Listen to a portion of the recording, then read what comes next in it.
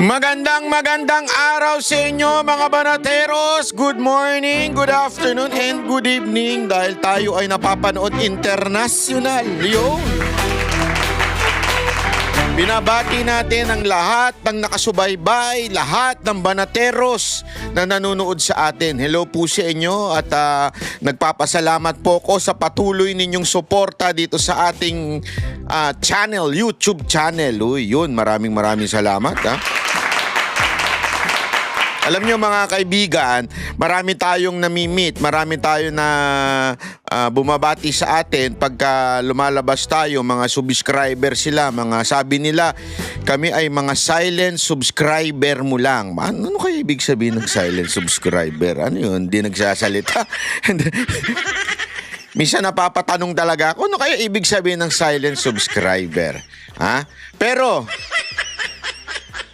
ito ang talagang katotohanan mga kababayan na marami sa ating kababayan hindi man sila nakakasama sa mga rally, diskusyon o kung anong pa mga nangyayari sa ating politika, pero sila ho ay nakasubaybay. Sila ho ay naandyan at nakikita nila kung ano talaga ang nangyayari sa Pilipinas. Kaya lang dala ng hirap sa buhay, hindi sila nakakapag-participate sa mga rally-rally.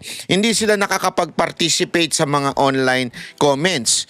Hindi sila syempre, for their own peace of mind and safety, hindi ko sila nakaka-comment po dyan. Kasi, syempre, minsan talaga nga naman, pag nagsalita ka ng iyong saloobin, yung mga troll, sila po'y nakaabang para kayo ay bastusin dahil nga naman sa kanila ang kanilang misyon ay mambastos. Yun ang misyon niya mga yan eh. So para ma-discourage ka ng mag-comment. Kasi alam mo mga kababayan, alam po ni Marcos, especially BBM, na malaking bagay ang social media. Alam niya na nanalo si Pangulong Duterte dahil sa social media. At alam niya, pinagtulungan siya ng media noon at ginamit niya yung mga trolls niya para manalo at makapambola. Lalo na yung mga nagpakalat ng Talano Gold. Pinangungunahan niya nung isang vlogger na nagngangalang Bangkay, 'di ba? Yan po, alam na alam niya po 'yan. Kaya nung siya ay naging presidente, kinontrol ang media at the same time pinalakas yung social media, yung mga vlogger, yung mga bayaran niyang vlogger, lalong-lalo na yung nandung bayot sa Canada. Yun.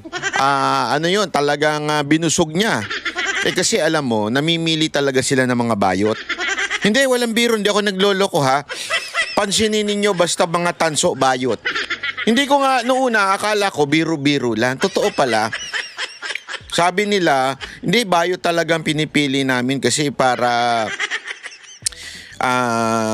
minsan kasi yung mga bayot dahil nga sobra silang sa chupageti. Sobrang atat nila sa chupageti. Kahit mura lang, papatusin na niyan. Diba? So bigyan mo lang ng barya yan, papatusin na nila yung mga kalokohan ni Marcos. Yun ang sabi nila. Sabi ko, ba yun, tindi pala niyan ha.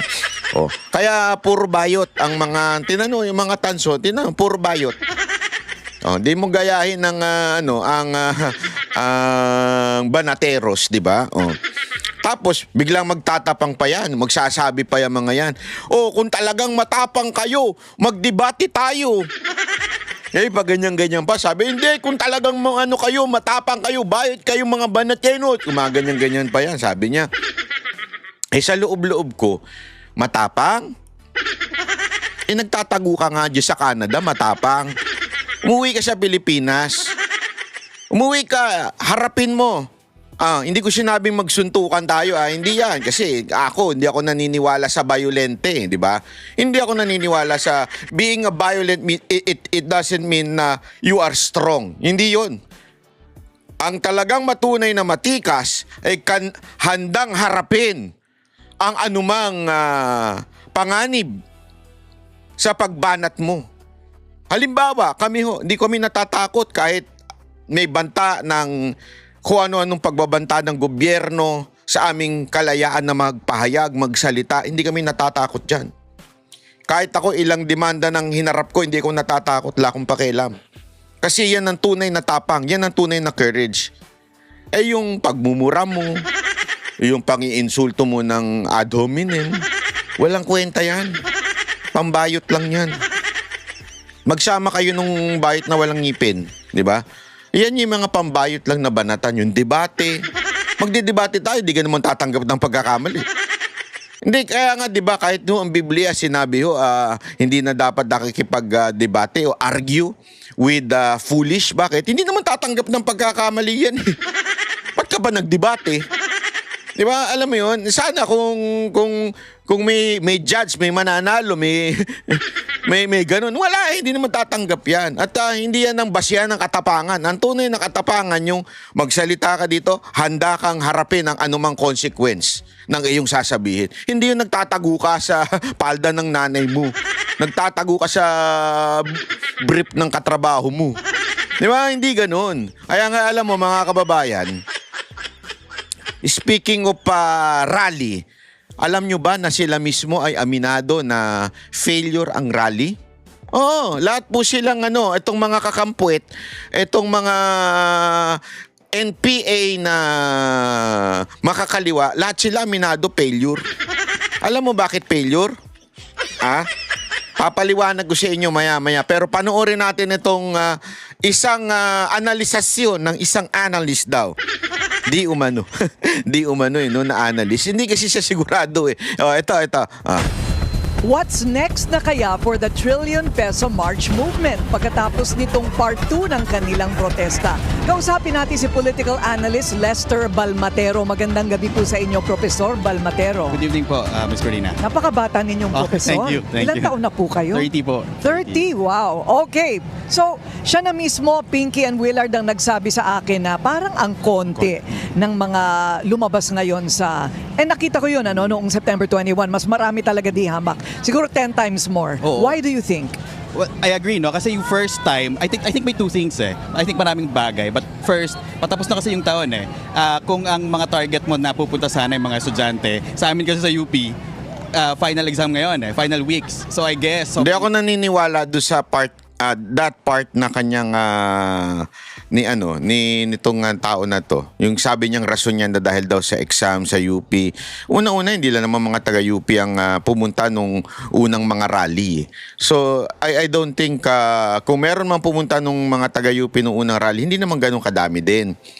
So, hindi yun ang rason. I don't think so, ha? Yun, ako, sinasabi ko lang, tinatabla ko lang yung mga argumento. Pero may mga pinaniniwalaan din tayo. Busy ng mga tao. And then yung mga tao, dahil pa December na rin, so busy na rin sa kanya-kanyang trabaho. But I think yung pinaka-importante kung bakit tingin ko konti yung turnout ngayon is dahil yung mga tao ay medyo confused kung saan sila pupunta. Kasi the first time, September 21 kasi, sinasabi ng ating very clear na walang panawagan for resignation of President Marcos. But this time, very clear naman yung pagkakahiwalay ng dalawang grupo. The progressives are divided today.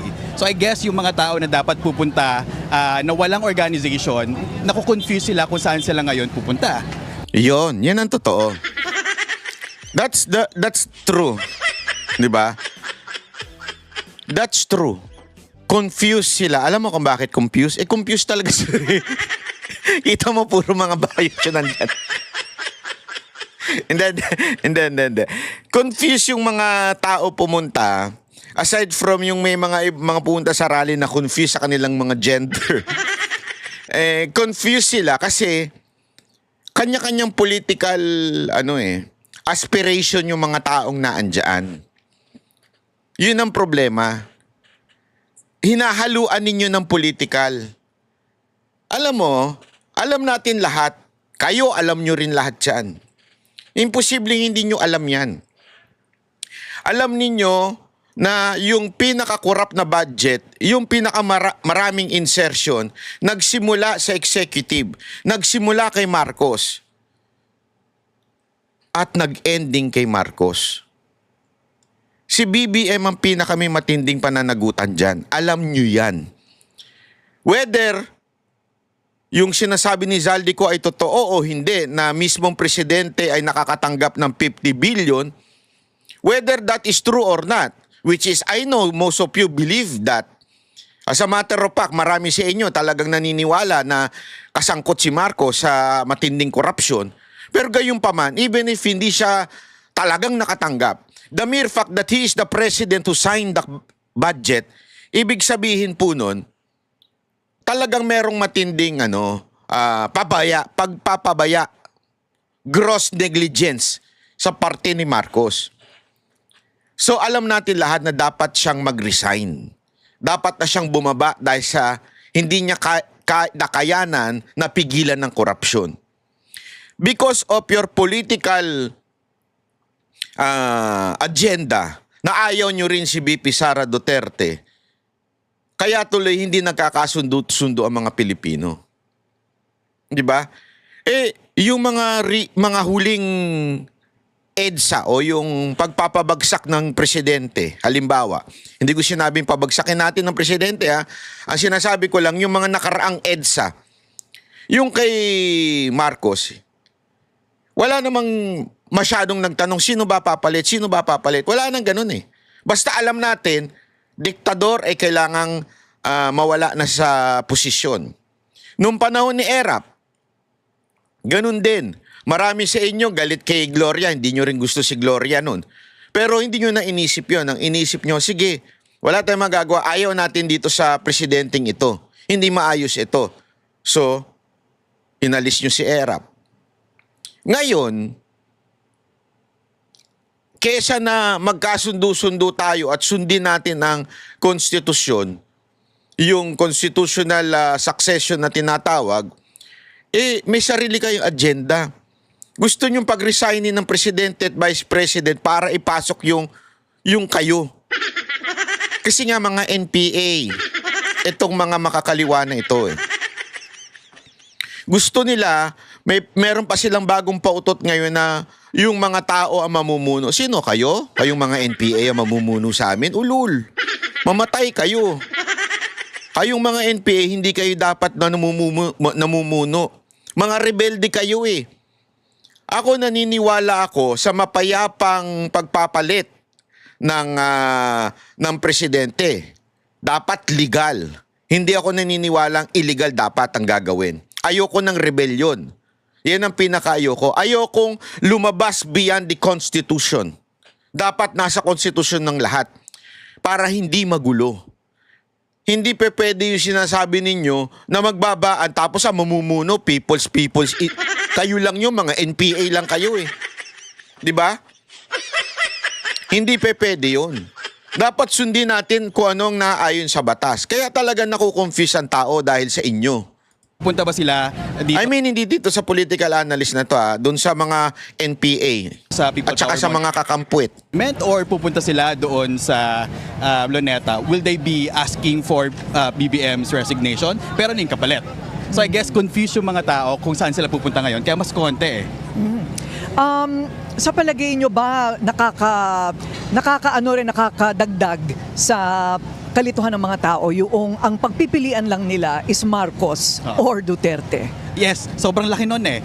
Kasi kapag sumama sila, well, tingin kasi ng mga tao, may kasalanan or at least hindi pwedeng tanggalin sa equation si President Marcos because he signed the bill and then kakilala niyo itong mga ito, kakampi niya itong mga congressman and women na ito at taga DPWH ito. So I guess hindi natin pwedeng tanggalin completely sa equation si President Marcos, but paano kapag they ask for resignation? No? Sino naman yung kapalit? And that's Vice President Duterte because the Constitution says the Vice President. No? Kaso lang, gusto ba ng mga tao yung alternative na Vice President Duterte? I think yung mga sumasama ngayon, sila rin yung nananawagan para doon sa justice for extrajudicial killing. So therefore, hindi sila papayag din na magkaroon ng another Duterte administration. Therefore, kaya confused din eh. And lalabas pa ba ako or hindi na ako lalabas? No? Kaya I think Kino-confuse nyo kasi. I mean, yung mga NPA at saka yung mga kakampuit, kino-confuse nila. Ang gulo-gulo nila eh. Mag-focus na lang sana doon sa pag-resignin yung mga kurap. Tangina, kurap ang pinag-uusapan, bigla nyo ipapasok si VP Sara Duterte. Na alinaw-linaw naman, COA na nagsabi, maayos ang paggamit. Pinagpipilitan pa nung baklang abogado. na kesyo Maria Piatos daw, Piatos. Gago pala kayo eh. Ginamit nga yan para imbestigahan yung mga korupsyon sa loob ng DepEd, yung mga makakaliwa na nagre-recruit. Naturalmente, gagamit ng ibang pangalan, confidential nga. Isa ka nakakita ng spy na ginamit yung sarili niyang pangalan. Tapos sasabihin ninyo, kinurap lang. Pero hindi nyo pinupuna yung confidential fund ng presidente na sigurado ko binigay lang sa mga vlogger. Di ba? Tapos sasabihin ninyo, kinurap kagad yung pera. Akala mo naman ganun kalaking na sobra-sobra.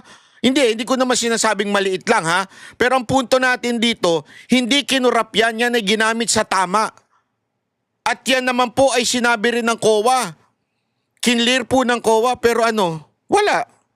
Kupal. Dami yung mga tao ngayon na nagstay. Bukod sa, of course, busy na rin. It's Christmas season already. In 1986, ewan ko lang kung buhay ka na nun. Okay, Di so ba? it had to take the military, yung militar, at saka si Cardinal Sin ng Simbahan Katolika na lumabas at manawagan sa mga tao.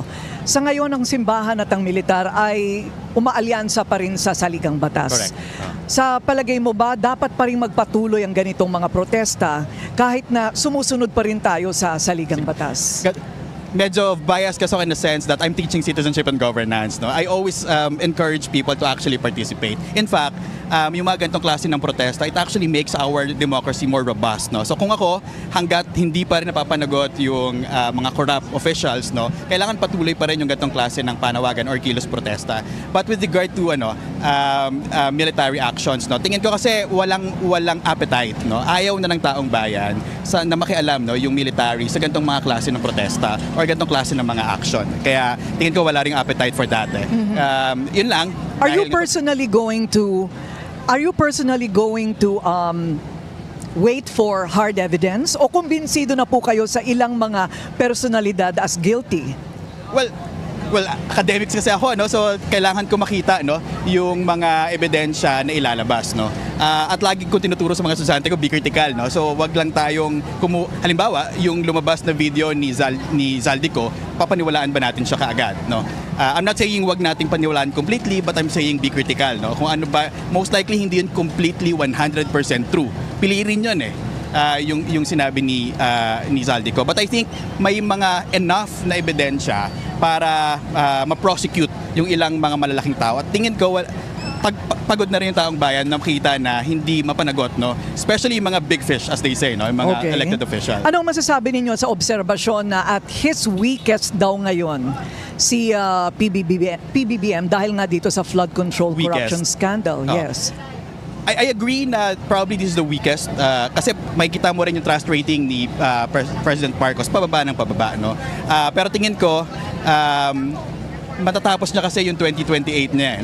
Yung kanyang term matatapos niya yan. Pero kung anong klaseng president, yun yung magiging problema. There are some observations na kung hindi man siya mapalis completely, resignation na kinocall ng ibang mga grupo, baka magkaroon ng different calls para mas maging siya, to some extent maging lame duck president. At kung sino man yung i-endorse niya by 2028, kiss of death yun. Hindi mananalo yung i-endorse na by 2028. Naku, marami pa akong gustong tanungin pero maraming salamat.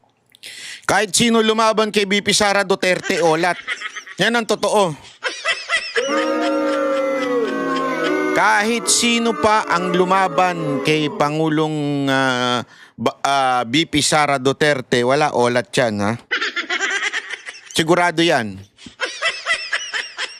Kahit sino pa mag-endorse na demonyo dyan, talo yan. Alam mo, ang mga Duterte supporter, nananahimik lang. Panay ang lait ninyong mga... Hindi to nga analisa. I mean, panay ang lait nito mga kakampuet at saka ng mga mainstream media at pati ng mga NPA. Panay ang ganyan ninyo. Sige lang. Nananahimik lang ang mga Duterte supporter. Magkakaalaman tayo sa botohan. Tingnan natin. Hindi, ganun lang naman kasimple. Magkakaalaman tayo sa botohan. Gusto nyo ba ng isang another 6 years of Marcos and Romualdez regime? Or gusto ninyo ng lutang na gobyerno ni Leni Robredo at ng kanyang mga kakampuet? O gusto ninyo ng makakaliwang grupo na sila etong mga progressive kuno, ayaw nila matawag na makakaliwa, tawag nila progressive kuno, na si Risa Hontiveros na hindi mapaliwanag yung mga ibang bagay na kinasangkutan niyang iskandalo? O gusto ninyo ng isang matigas at subok na gobyerno ng Davao City na si VP Sara Duterte? Kayo na ang bahala. Kung gusto nyong bumalik tayo sa kangkungan at manatili tayo sa kangkungan, bahala kayo. Kami ang boses ng masa, hindi natatakot. Katotohanan lang, di kami nalulunod. Walang bahid ng sismis, lahat ay totoo. Kahit sino ka pa, pag mali ka babanatan ka. Walang pinipili kulay, wala kaming kinikilingan. Basta para sa bayan, kami lalaban.